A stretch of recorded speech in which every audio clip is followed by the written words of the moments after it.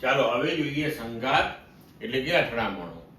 જ્યારે કોઈ પદાર્થ બીજા પદાર્થ સાથે અથડાય છે ત્યારે સંઘાત થયો તેવું કહેવાય.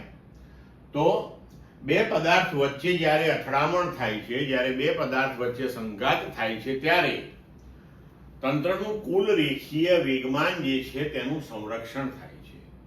એટલે કે અથડામણ પહેલાનું તંત્રનું કુલ રેખીય વેગમાન અને અથડામણ પછીનું તંત્રનું કુલ રેખીય વેગમાન એ સમાન રહે છે. બરોબર? તો બીજી રીતે આપણે એવું કહી શકીએ કે તંત્રના રેખીય વેગમાનમાં થતો ફેરફાર શૂન્ય રહે છે અને સાથે સાથે તંત્રની કુલ ઉર્જા પણ અચળ રહે છે. બરોબર? હવે ધારો કે અહીંયા અથડામણના ડેલ્ટા ટી સમય દરમિયાન તંત્રના કણ પર લાગતા બળો તેમના અનુરૂપ વેગમાનમાં ફેરફાર કરે છે. બરોબર? હવે અહીંયા આપણે ધારો કે બે કણોની અથડામણ વિચારીએ અથવા તો બે ગોળાઓની અથડામણ વિચારીએ. તો પહેલા ગોળાના વેગમાનમાં ફેરફાર એને આપણે ડેલ્ટા P1 લખીએ. બરોબર? તો કે એને પ્રથમ અથવા તો પહેલા ગોળાના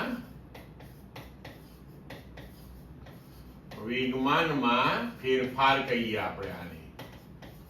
બરોબર? એને ડેલ્ટા P1 કહીએ.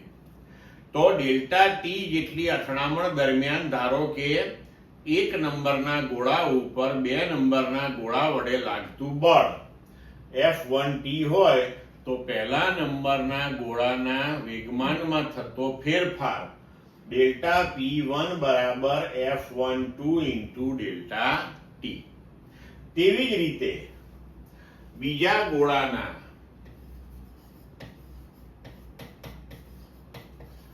વેગમાનમાં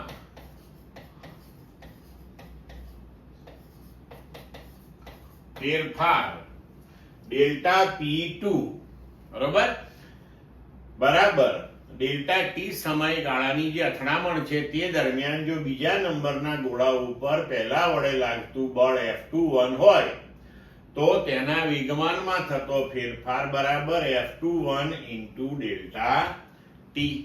પણ હવે આપણે જાણીએ છીએ કે અહીંયા ન્યૂટનના ગતિના ત્રીજા નિયમ અનુસાર એક વડે બે પર લાગતું બળ અને બે વડે એક પર લાગતું બળ મૂલ્યની દ્રષ્ટિએ સમાન હોય અને દિશા એકબીજાથી વિરુદ્ધ હોય. બરોબર છે? તો આપણે લખી શકીએ કે F12 બરાબર માઇનસ F21. તો ડેલ્ટા P1 બરાબર માઇનસ ડેલ્ટા P2 થશે. તો હવે આપણે લખી શકીએ કે ડેલ્ટા P1 વત્તા ડેલ્ટા P2 બરાબર 0. એટલે કે પ્રથમ ગોળાના વેગમાનમાં થતો ફેરફાર વત્તા બીજા ગોળાના વેગમાનમાં થતો ફેરફાર એ 0 થયો. તો ફેરફાર જો 0 થયો મતલબ કે જે પ્રારંભિક કુલ વેગમાન હતું તે જ આપણને કુલ અંતિમ વેગમાન પ્રાપ્ત થયું. ક્લિયર મિત્રો? સમજ પડી?